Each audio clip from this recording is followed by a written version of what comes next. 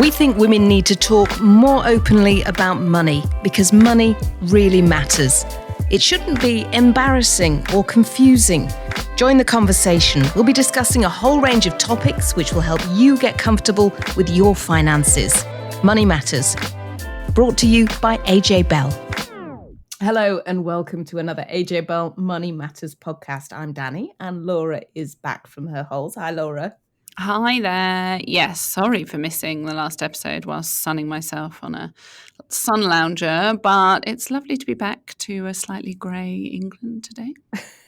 It is lovely to have you back. We did miss you, though. Charlene and Rachel filled in brilliantly. And I confess, I have just had a week off myself, so it's not like you're the only one sloping off. However, I had to settle for a chair in the garden, which normally I'd be complaining about, but the weather was just so great.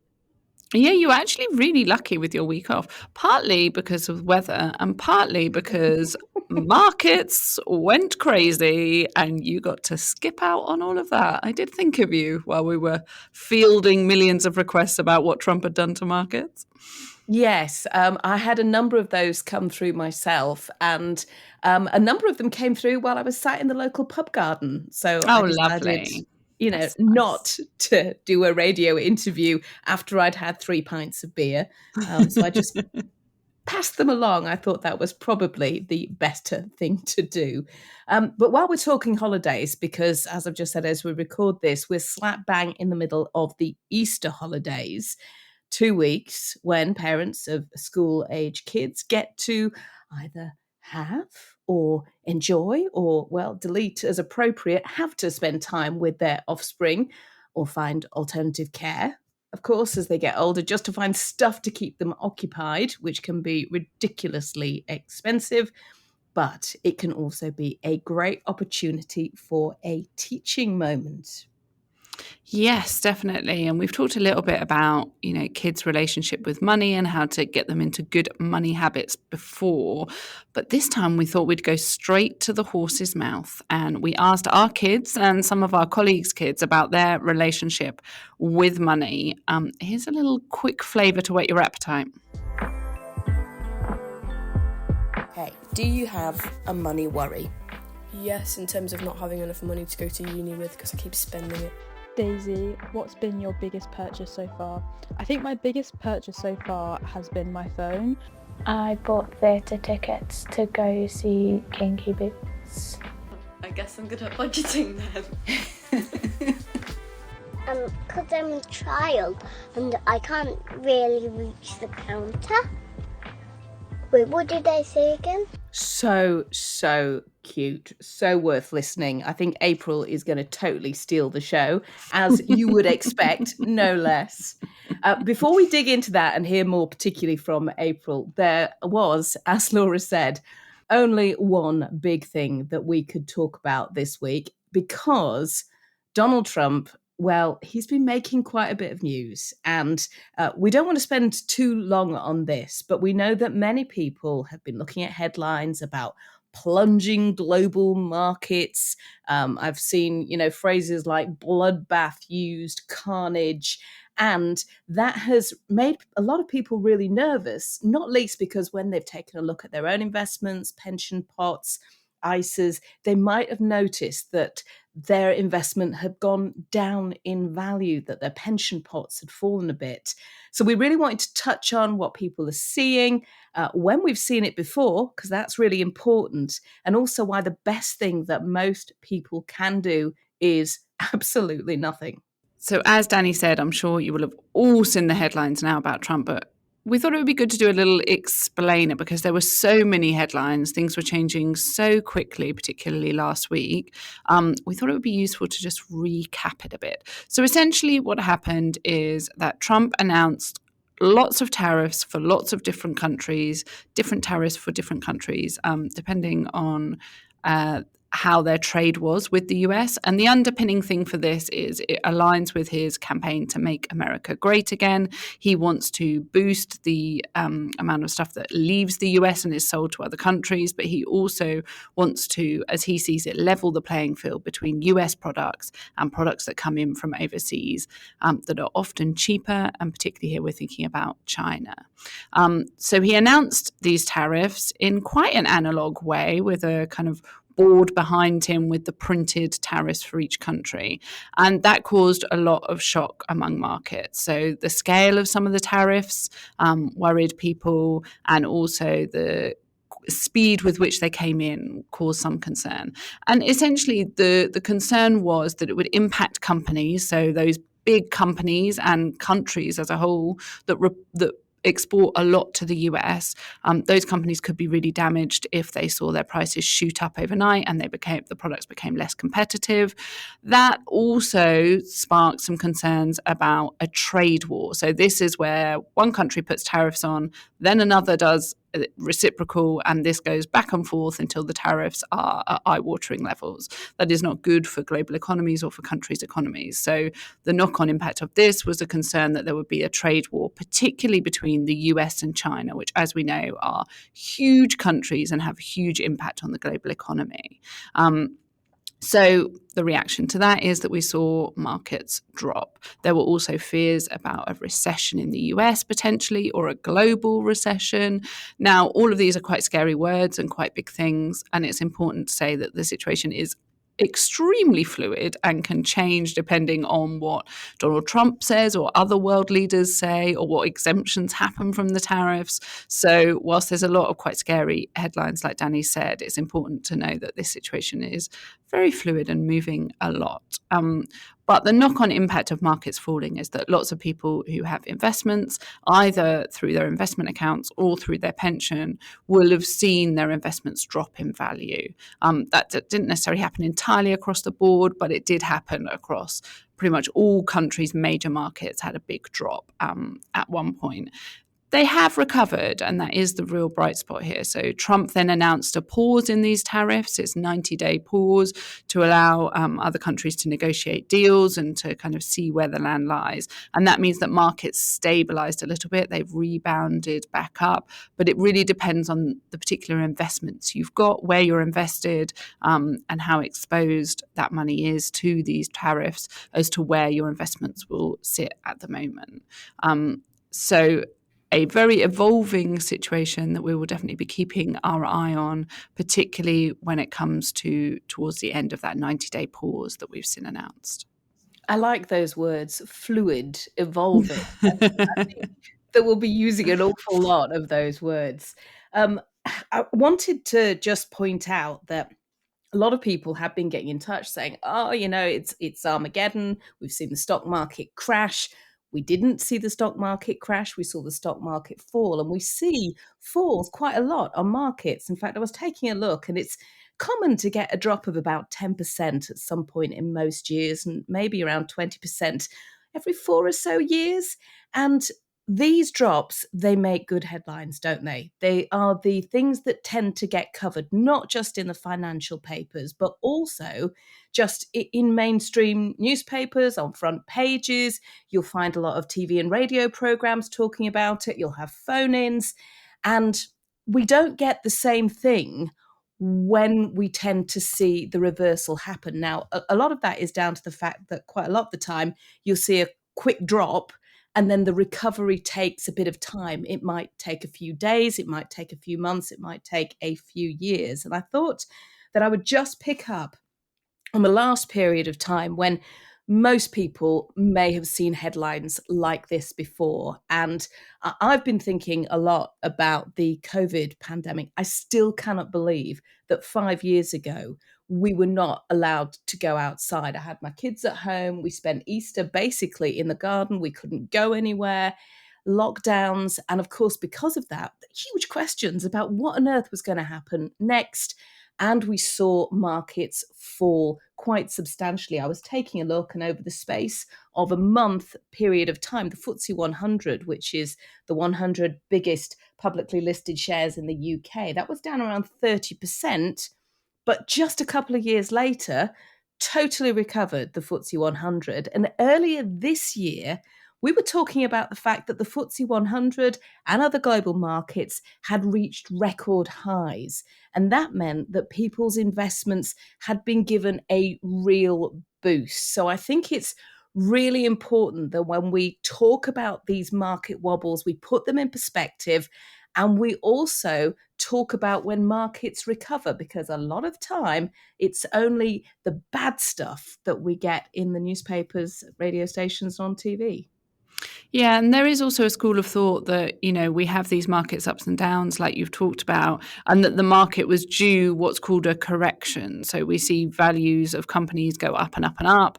We've seen amazing returns, particularly from the US. And there is a school of thought that at some point it can't continually go up in a straight line. We will have what's called a market correction, and that the Trump tariffs caused that. But if it hadn't been Trump tariffs, something else would have caused that fall in markets, which you can believe in that concept of markets or not, but either way it shows that there is usually this big rise, and then there's a bit of an adjustment, and then it will rebound, like Danny says. And I think the biggest thing that we heard last week is, well, what should I be doing?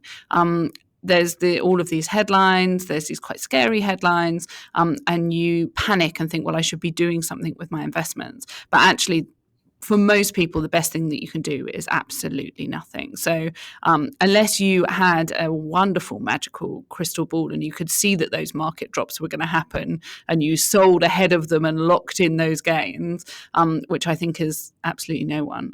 And if it was, they're probably a millionaire and don't need to be listening to this podcast. But then the worst thing that you can do is panic after those falls have happened in markets, because what you're essentially doing then is locking in those losses, locking in those market falls, and then going to cash, and you're not going to benefit from that rebounding if you're not still invested at that point. So for most people, you're investing for the long term. You've got a long time to see out the rebound and for markets to rise again.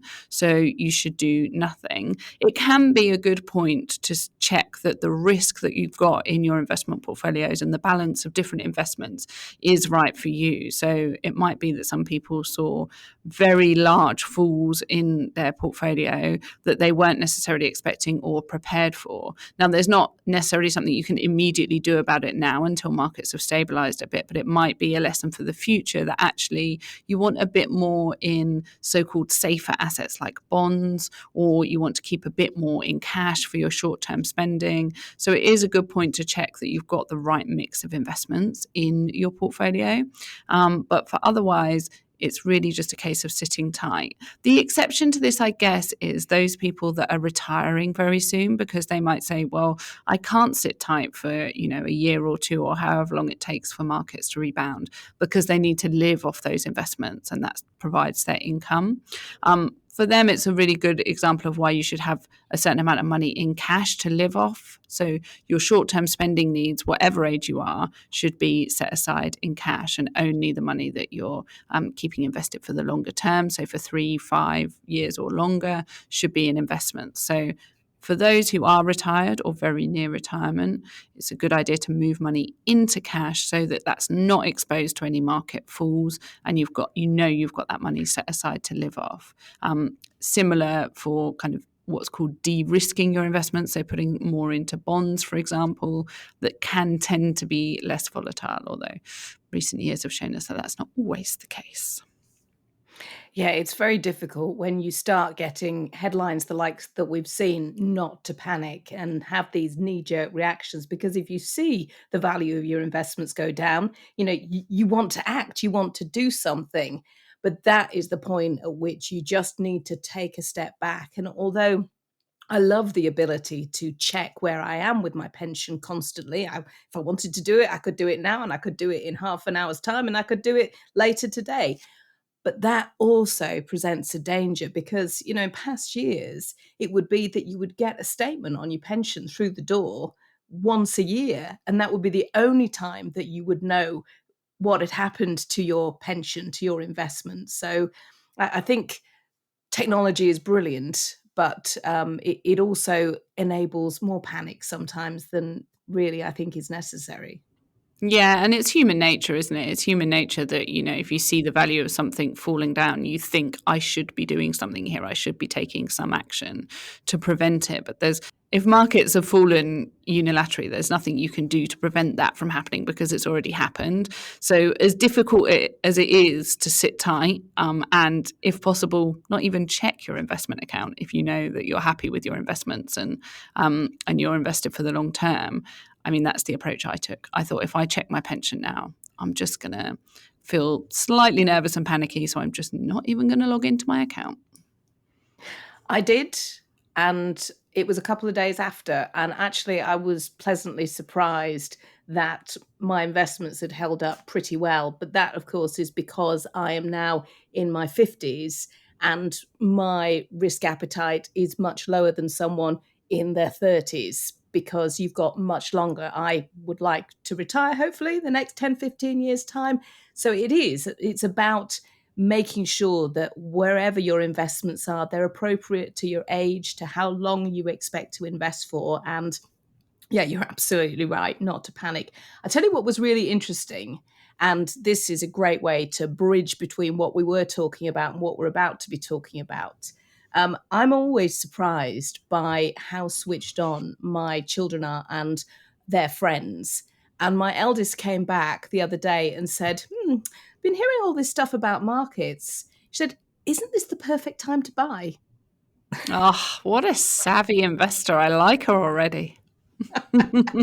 Let's move on to talking about kids and what we can do, if anything, to help them have a good relationship with money. We're aware we do an awful lot of talking, not just to each other and to you, but also to our kids who get completely sick of it. But we do a lot of talking about what people should do. And we thought that it was time to allow our children to shine a light on how we've done so far, what good and bad habits they have picked up from us, what they're worried about when it comes to money. Now, Laura, April's only 4, so you haven't had a huge amount of time yet to get her trained up with an Excel spreadsheet? No, I haven't. And actually, when I recorded this with her, it really made me realise that I probably need to do a bit more work on teaching her what money is. I think it's because she's of that generation where physical money, she doesn't really see. We pay for everything, usually using Apple Pay on my phone, or we buy things online. She thinks that the Amazon man, as she calls him, is great because he just brings her packages. I'm not sure she really is conscious of the fact that we've gone out to work to earn that money to pay for those packages. So I think I do have more work to do. I think it's tricky though, because it's like, what age do you start teaching them about money so they have good money habits? But you don't want to start too young so that you're, putting money anxiety or worries about how you pay for things onto young children who should just be enjoying life and enjoying being kids. But Danni, you're kind of at the other end of the spectrum. Yours are considerably older. So I think I've got lots to learn from you on how I navigate this thorny area of parenting. Yeah, I'm not sure that I've made such brilliant decisions along the way when I realized quite how much of a spender my eldest is. But then she's got a job and, she spends within her means, which I think is all you can ask at this point. And she's got an idea of what is coming down the tracks and she is thinking about her future. So I think that's really important. Look, my daughters, Abby and Em, are 18. Abby's almost 19 now. Em's almost 17. They're not to put too much pressure on my two. We also spoke to Rachel Vay's 14-year-old daughter, Eva, and Dan Coatsworth, who is another member of the AJ Bell team. His 16-year-old daughter, Daisy, was also good enough to share her thoughts. We also caught up with Ryan Hughes from our investment team, his daughter, Olivia, when she came into the office for a work experience day. I figure that the best way to do this is to run their answer in order of age. So starting with Abby, then Daisy, Em, Olivia, Eva, and last but not least, April. So let's start with finding out what the first thing that these young ladies think of when we ask them about money. Okay, so what is the first thing that comes to mind when you think about money? Investment, most likely, because of you.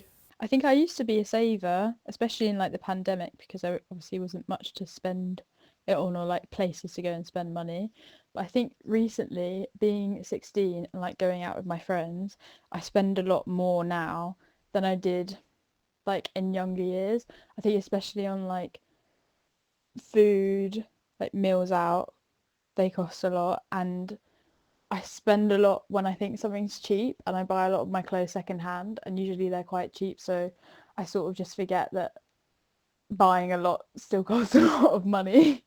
So I'll use Vinted and stuff a lot, and that will actually make me spend more than I used to, I think. I suppose the ability to be able to buy things that I've wanted for a while. So technology or skincare or anything like that. Probably buying things. Investing. Spending money and the costs of living. Of like everything that you pay to survive. Going to the bank. Going to the bank. That's a good answer. I like that Abby is thinking about investing, and that is all down to your great work. Do you know, it was because we were talking about her child trust fund, and she's not got very much in it at all, because I never put any money in it, I'm afraid, but we do know where it is, and we are in the process of opening an ISA for her. We thought about a lifetime ISA, but she's not sure if she wants to live in this country. She's studying Spanish at university from September, hopefully.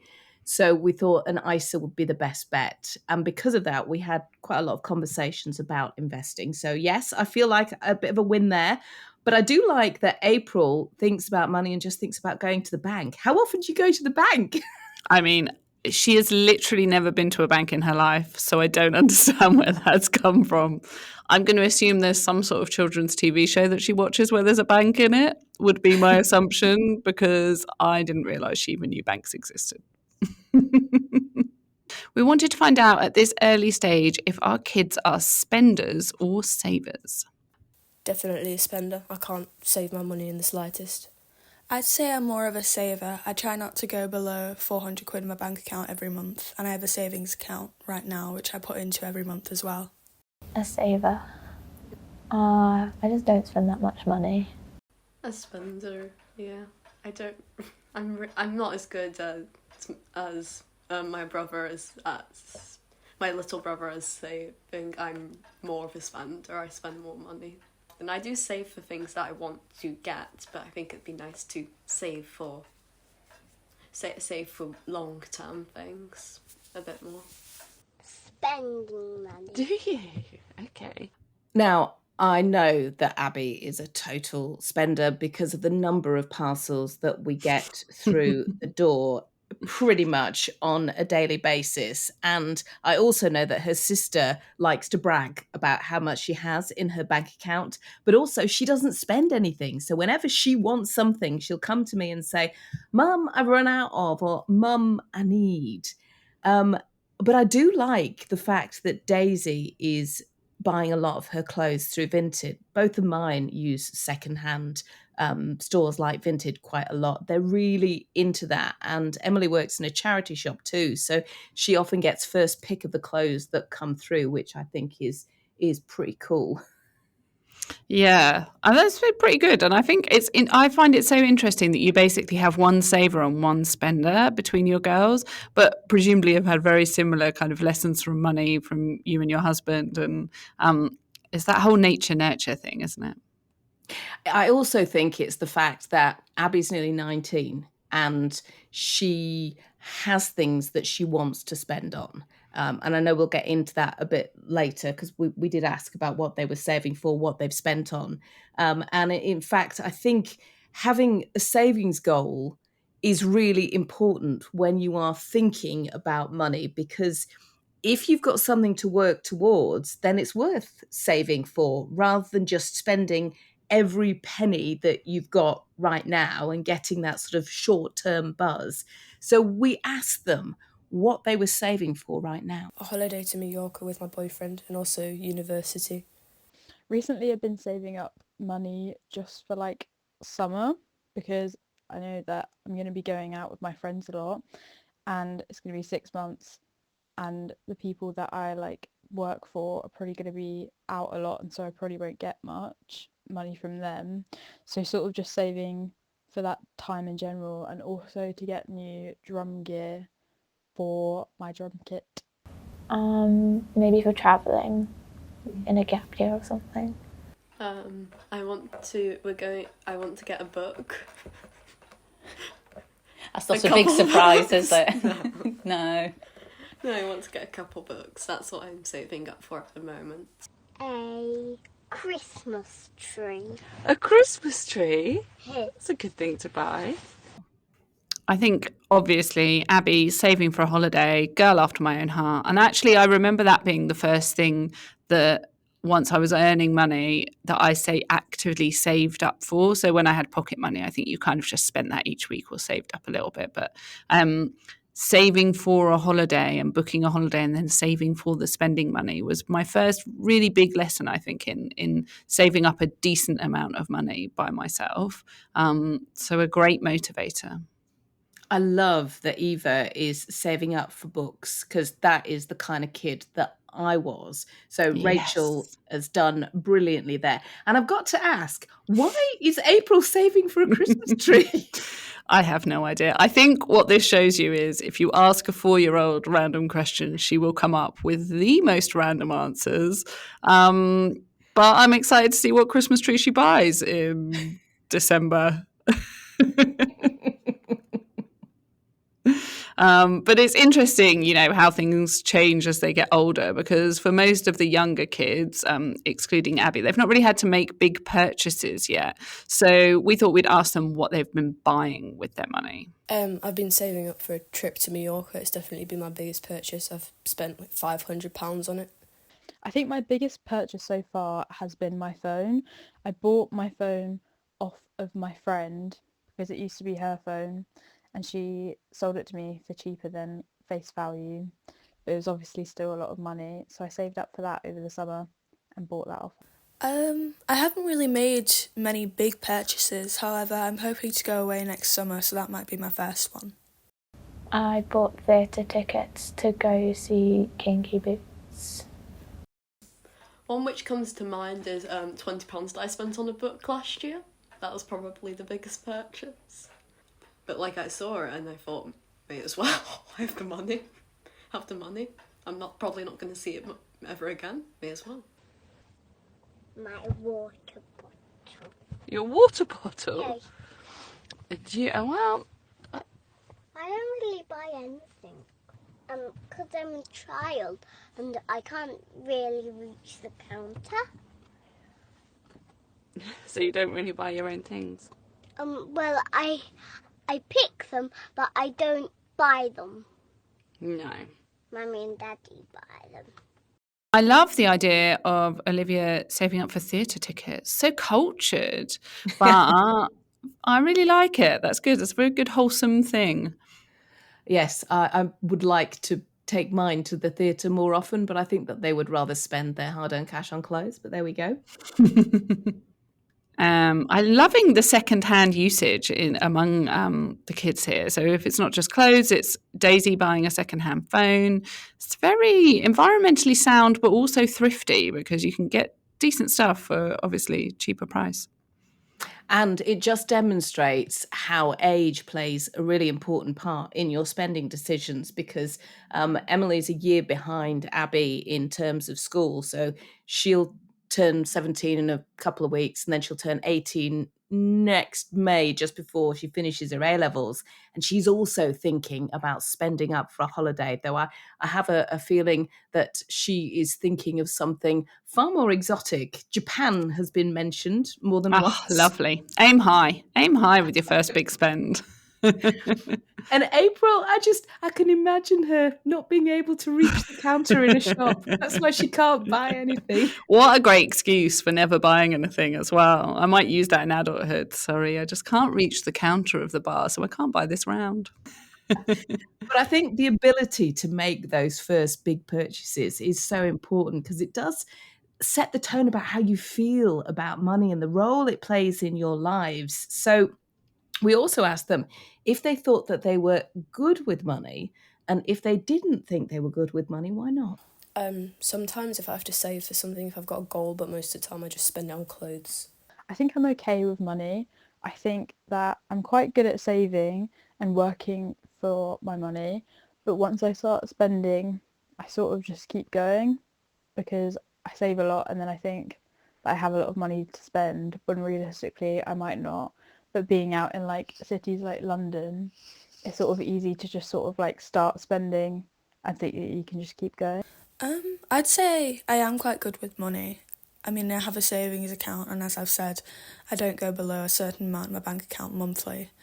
But at the same time, I don't really have anything to spend it on anyway, so perhaps when I get something to spend it on, I might be spending more money than I am.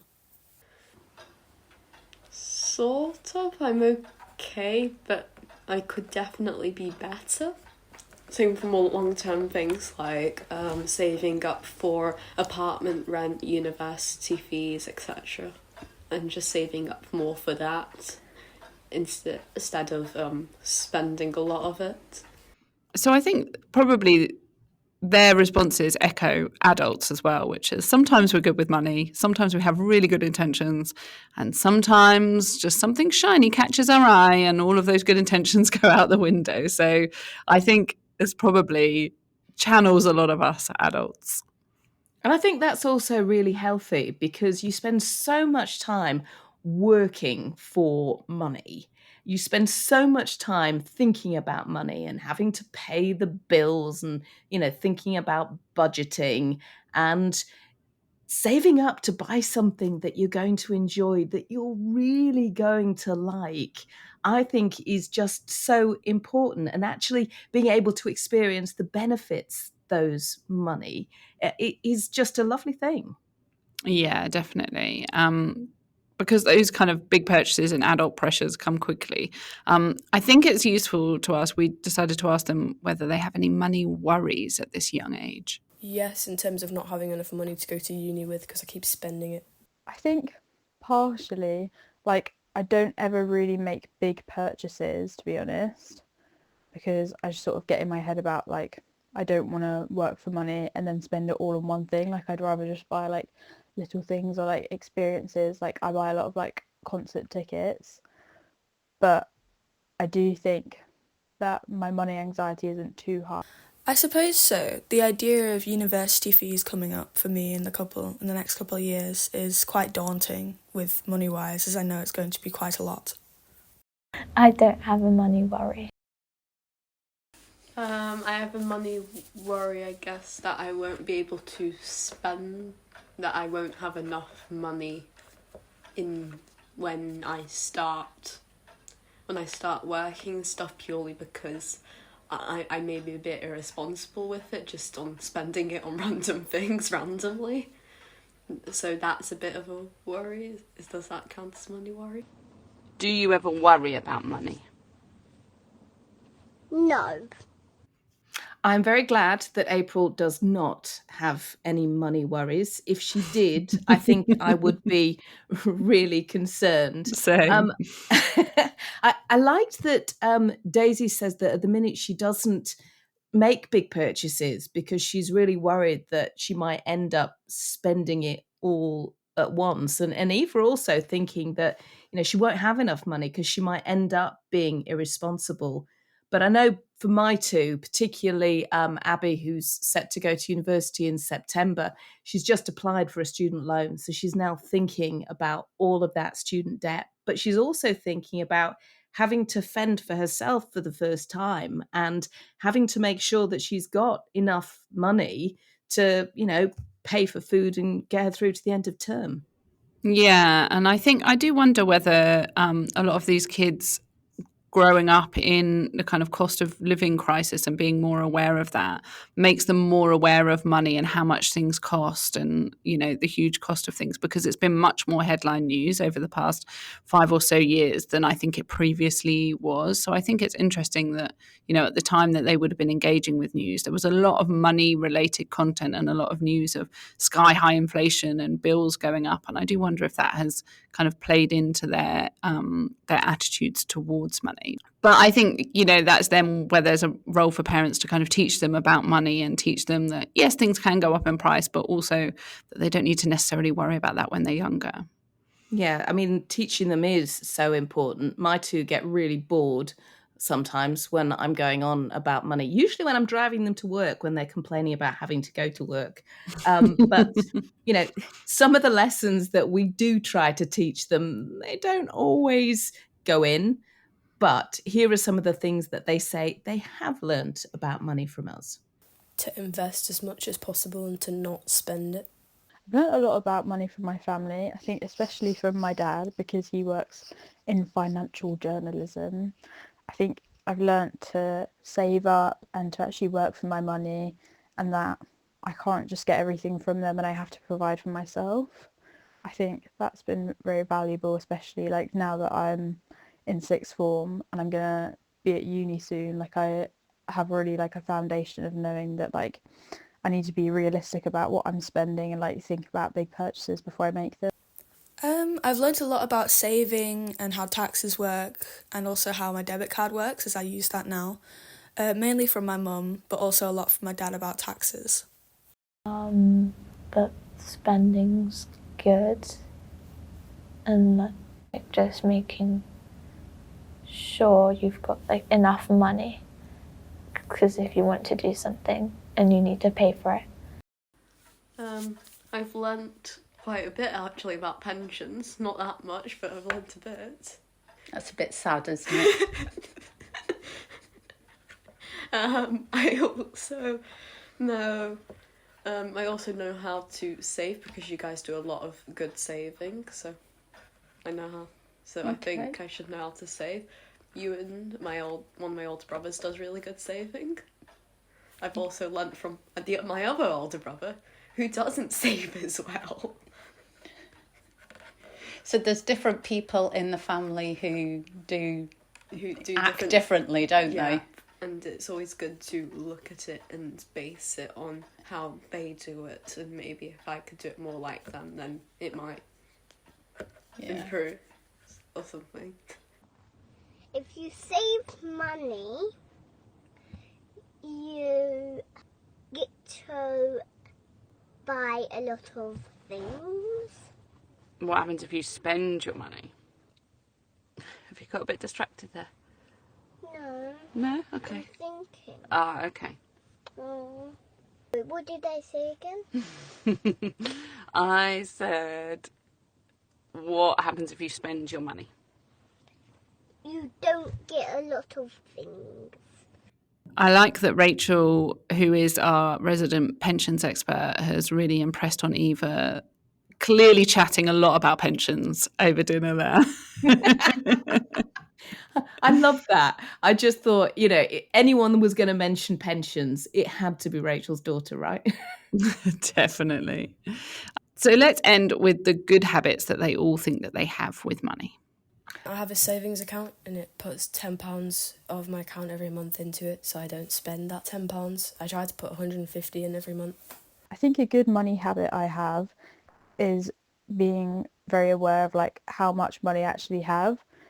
And so I know that like if I'm not going to have work for a while, not to go out and spend that much.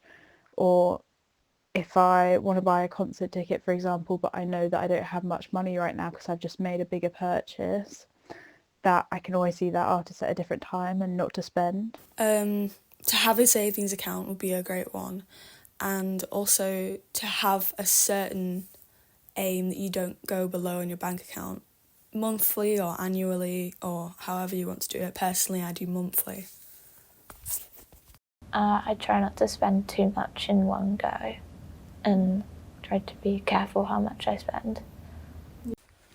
A good money habit I have, I don't really know. Do you know how much money you've got in your hyper jar? About 60 quid at the moment, I think. And £60. But I'm allotting about I'm allotting some of that, quite a bit of that for books, and then some of that for birthday presents, and some of that I'll just put into savings for future.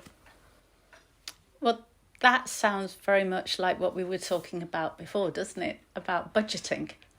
I guess I'm good at budgeting then. What's a good money habit that you have? Happiness. Oh, that's nice. I love saving is making such a huge impact on their good money habits. Both mine have savings account. Even though Abby's not brilliant at saving, she does have a savings account which automatically takes £10 out of her wage every month and puts it in a savings account.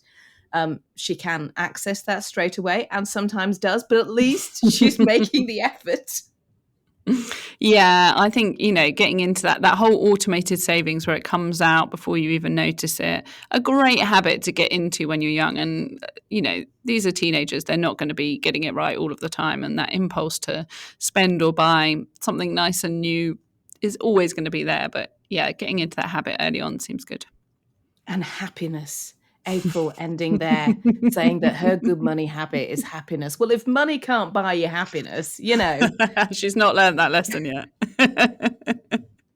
Look, we spoke a bit last time with Rachel about investing for pensions for kids, but I think it's worth just having a quick rattle through some of the ways that we can invest for children. Things like the junior ISA, because I know certainly a lot of grandparents, when they're scratching their heads about what on earth to get for their grandkids, because they've got all the plastic in the world, and they think, we just want to be able to give them something for their future.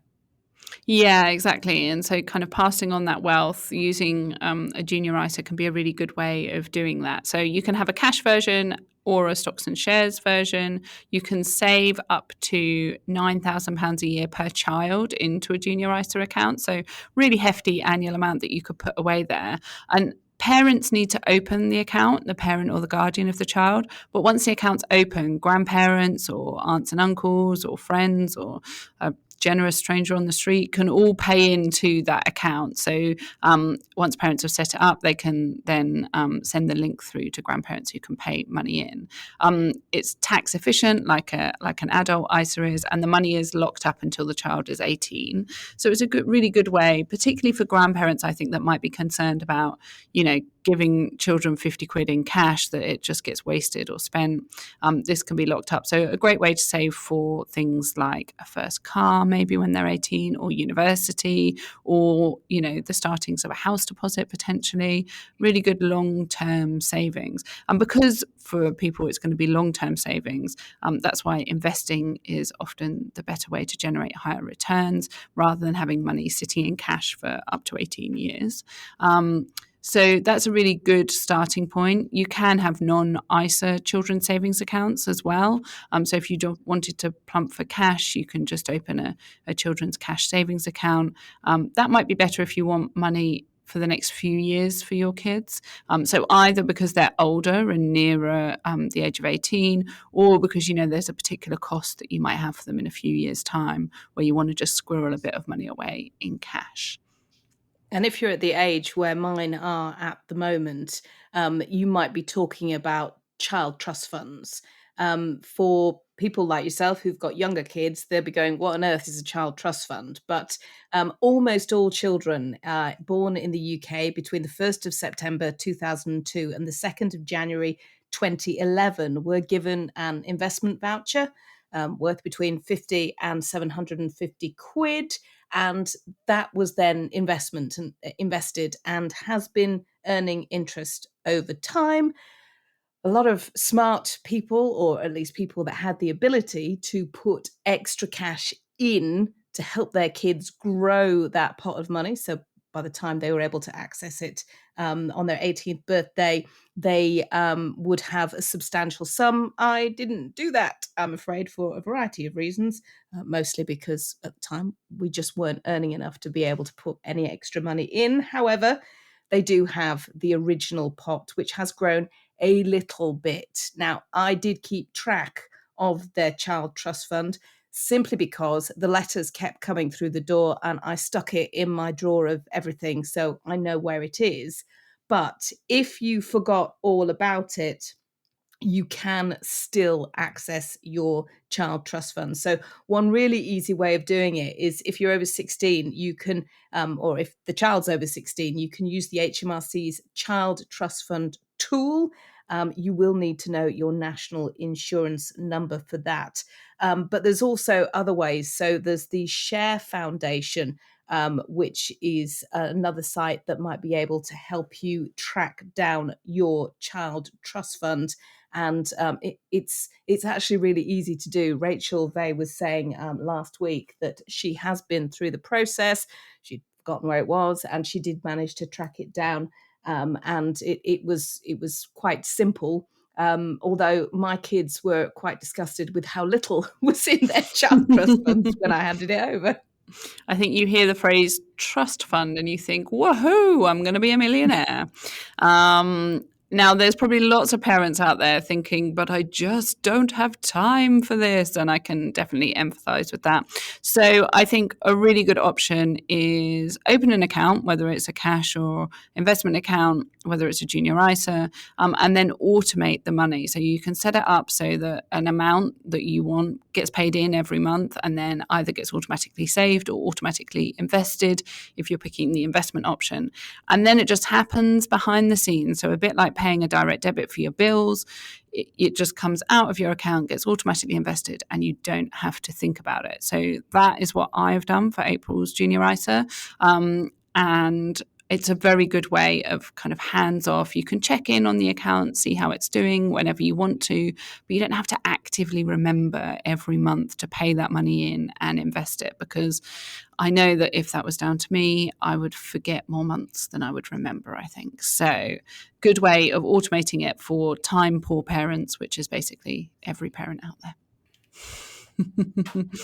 So we've had lots of confessions from our kids there. We hope it's been thought-provoking, but we've got articles to help you as well on your financial journey, whatever age you are. They are on ajbellmoneymatters.co.uk.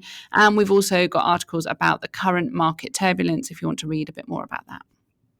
Yeah, if you've got any questions, we absolutely love to hear from you. So any topics that you'd like us to tackle, get in touch. You can email us hello@ajbellmoneymatters.co.uk. And you can also find us on social media at ajbellmoneymatters. Now, don't forget to sign up for our newsletter on our website.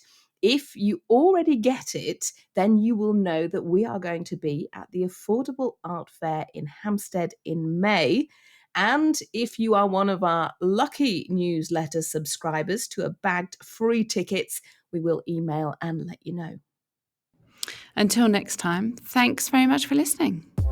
Before you go, please remember this podcast is for educational purposes, and the views expressed don't necessarily reflect those of AJ Bell. The podcast isn't telling you if a certain investment is suitable or not. Don't forget that the value of investments can change, and you can lose money as well as make it. It's also important to remember that how you're taxed will depend on your individual circumstances, and rules can change. The way an investment performed in the past may not be the same as how it behaves in the future. If you want help, go see a qualified financial advisor.